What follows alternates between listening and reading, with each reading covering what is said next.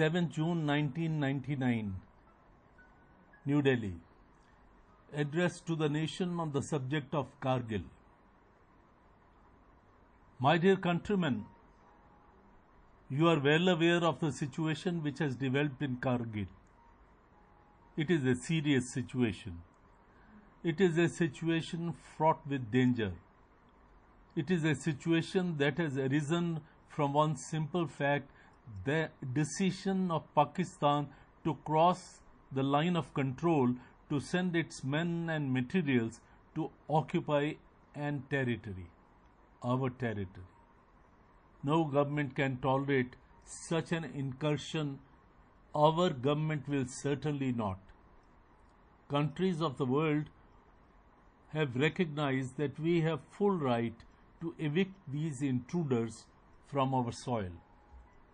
But for me and for my government, this is not a matter of just having a right. It is our duty to rid our sacred motherland of every single intruder. For this reason, as you have seen, our armed forces have launched a major operation to drive them back. No one should entertain the slightest doubt. They shall not stop till they have completely attained their objective. No one shall stop them till they have done so. You know that our relations with Pakistan as well as with our other neighbors were improving rapidly. The Prime Ministers and other ministers of the two countries were in regular contact. Dialogue among officials of the two countries was proceeding constructively and satisfactorily. Areas of cooperation had been identified and at various levels plans were afoot to work together on each of them. Most important, people-to-people contacts and exchange had opened up as never before in 50 years. There had been an outpouring of goodwill on both sides. In the midst of all this, regulars of Pakistan Army and infiltrators have been sent across. Fomenting insurgency here was heinous enough. But this time, army regulars have been sent. They have been sent to occupy our territory, and having occupied, to choke off our links with other parts of our country. In particular, with Sichuan and the Ladakh, this step has been taken after a great deal of preparation. It was a pre-planned operation. It is a repudiation of the letter and spirit of Lahore Declaration. It is a violation not just one article of Shimla Agreement but an 8-fold violation of that solemn agreement. The Shimla Agreement binds each side to respect the territorial integrity, sovereignty and independence of the other. The clauses repeatedly or join that neither side shall use threat of force or force to affect territorial integrity of the other. The agreement deals specifically with the line of control.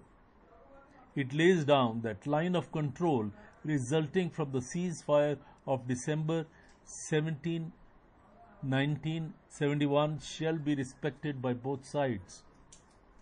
Furthermore, that neither side shall seek to alter it unilaterally. The agreement goes a step further and wants to establish peace. We are at peace with all other neighbors of ours.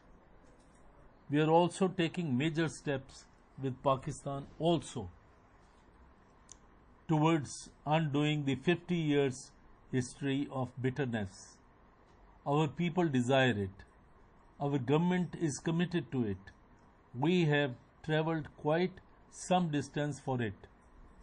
I remain confident that the people of Pakistan too yearn for peace and harmony.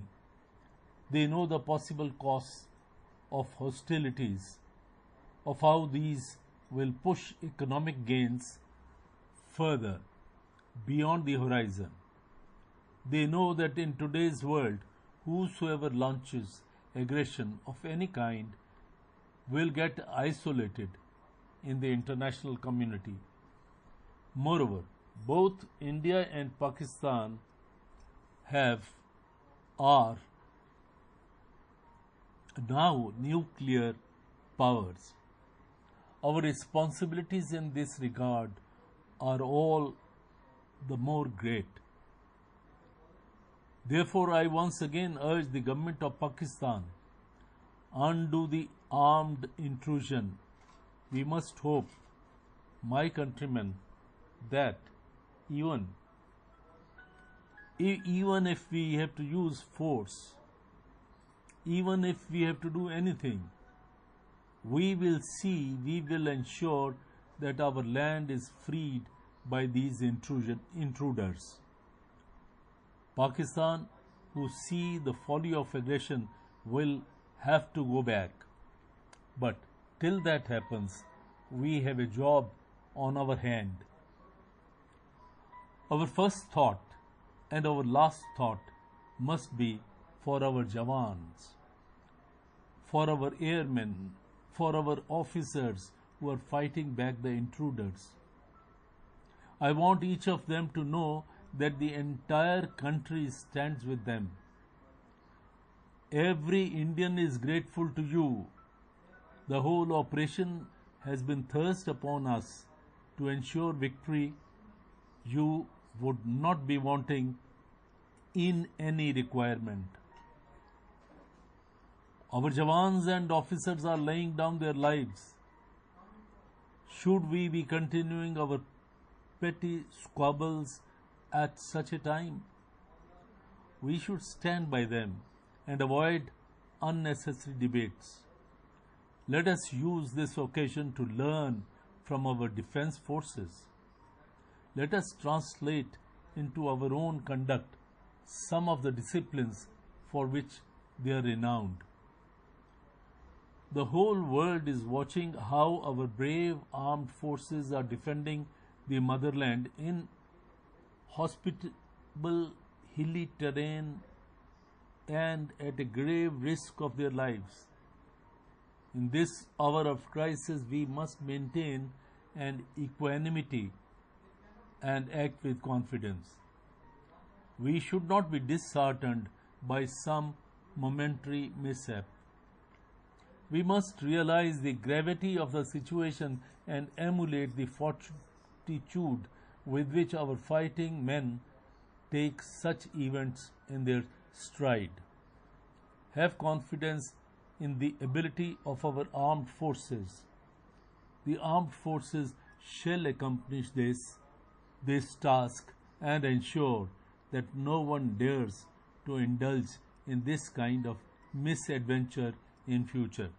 Jai Hind.